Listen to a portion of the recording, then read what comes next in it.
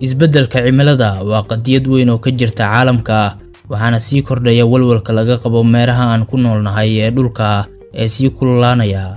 haddii aan isdul taagnana waxyaabaha sababaya isbeddelka cimilada waxaa kow ka ah aadanaha oo sii kordhinaya adeegsiga fossil fuels sida dhuxusha, petroolka iyo gaaska dabiiciga si ay uga dhaliyaan koronto ama gaadiidkooda ugu socodsiiyaan.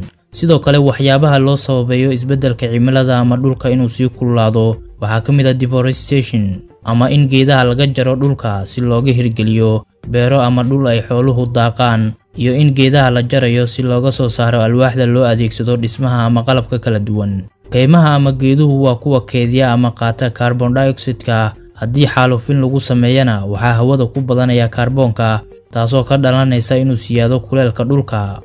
waxyaabaha kale ee la tilmaami karo ee ka qayb qaata isbeddelka cimilada waxaa ka mid ah greenhouse gases. greenhouse waa qaab dhismeed leh derbiyo iyo saqaf, wuxuuna ujeedka laga leeyahay yahay in dhirtu hesho cimilo nidaamsan, waxaana dhirta lagu beero ee heshaa biyaha ama qoyaanka ay u baahan tahay diirimaad iyo iftiin ay ku korto. haddaba nidaamkan saameyn weyn ayuu ku leeyahay isbeddelka cimilada oo sidee waqtiga maalintii qoraxdu waxay iftiimisaa isla markaana kululeysaa jawiga dusha dhulka.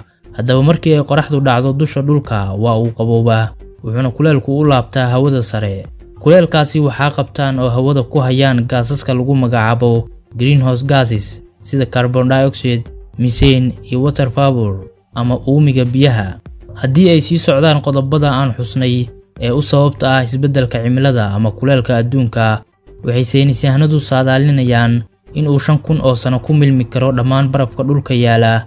haddaba haddii barafka oo idil milmo maxaa dhici kara? haatan xaddiga barafka dunida yaala waa 5 milyan oo cubic miles, waana in ka badan 4 jeer biyaha dareera ee dhulka jiifa.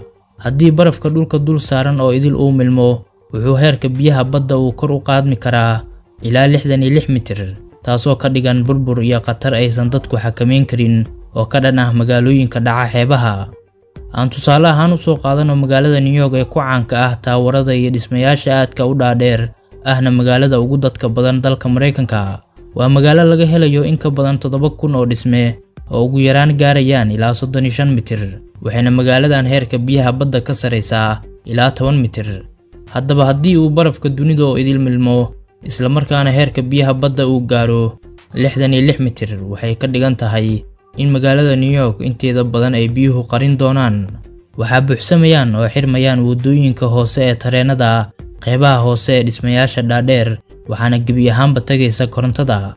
marka aan sii eegnana qaaradda waqooyiga Ameerika, waxay saadaashu tahay haddii uu barafka oo idil dhalaalo in ay biyuhu burburin doonaan magaalooyinka ku teesan badweynta Atlantika, isla markaana ay qayb ka yihiin gobolka Florida ee Mareykanka ilaa gacanka xeebta.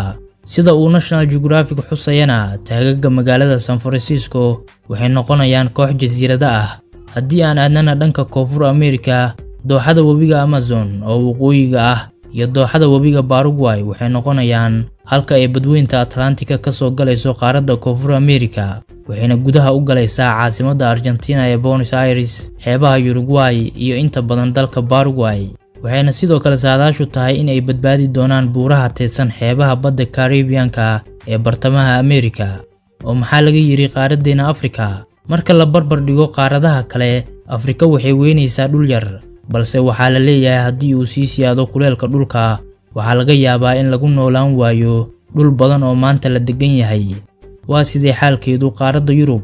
waa qaarad laga helayo magaalooyin waaweyn oo heerka badda ka hooseeya sida Amsterdam oo heerka biyaha ka hooseysa 2 mitir. bal ka waran magaalada Venice ee dalka Talyaaniga ee biyuhu dhex jiifaan, gaadiidkeeduna yahay doomaha yaryar. dabcan waxay saaran tahay badda Adriatic, waxayna noqonaysaa mid biyaha ka hoos marta. inta badan Denmark waa la weynayaa, dhanka kalena badda Mediterranean-ka biyaheedu way baahayaan, waxaana sidaas oo kale noqonayaan badda Madow iyo badda Caspian. Aasiya waa qaaradda ugu weyn uguna dadka badan qaaradaha, waxayna martigelin doontaa daadad xooggan, waxayna daadadkaasi saameyn doonaan dhul ay maanta degan yihiin 600 milyan oo Shiineys ah. sidoo kale waxay saameynayaan dhammaan dalka Bangladesh oo ay ku nool yihiin 160 milyan oo qof. sidoo kale waxay biyuhu qaadayaan inta badan xeebaha India. dalalka kale ee halista ugu jira kororka heerka biyaha badda waxaa ka mid ah Indonesia, Thailand, the Philippines, jasiiradaha Maldives iyo Japan. Australia inteeda badan waa dhul saxaro ah, waxaana la saadaalinayaa inay yeelanayso ama gudaha barigeedu inuu yeelanayo bad ama inland sea, waxayna luminaysaa 5 meelood 4 meel oo ah xeebaha hadda ay dadku degan yihiin. Antarctica waa qaarad la yaab badan oo baraf ku fadhiyo, waxayna bid ahaan gaaraysaa in ka badan 14 milyan oo kiiloomitir isku wareega, waxaana badkan intaan la eg 99% fadhiya barafka. 25 sano ee la soo dhaafay, qaaradan waxay lumisay oo ku milmay 3 trilyan oo tan oo baraf ah, waxaana ilaa maanta lagu arkaa qaaradan buuro baraf ah oo ka waaweyn dalal dhowr ah. Qaaradan waxaa laga helaa 90% oo barafka dhulka fadhiya ah, sidoo kale waxaa laga helaa 70% oo biyaha freshka ee dhulka.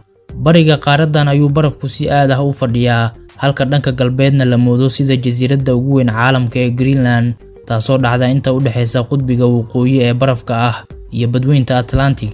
Barafka jiifa qaaradda Antarctica waa mid baaxad weyn oo kumanaan sano u baahan si uu u milmo, balse haddii uu milmo waa halka ay saameynta ugu badani kaga imaan doonto magaalooyinka dhaca xeebaha. Halistan waa lagu kala dhow yahay, waxaana jiraan jasiirado la saadaalinayo in la weyn doono sanadaha soo socda sida Kiribati, Marshall Islands, Tokelau iyo Tuvalu. Wixii dhici doona alle unbaa og, aadanuhuna awoodiisu waa saadaal iyo xal raadin, waxaana la qiyaasayaa in 20 sano ee soo socota lagu bixin doono xalinta isbeddelka cimilada qarash u dhaxeeya 300 bilyan ilaa 50 trilyan oo dollar.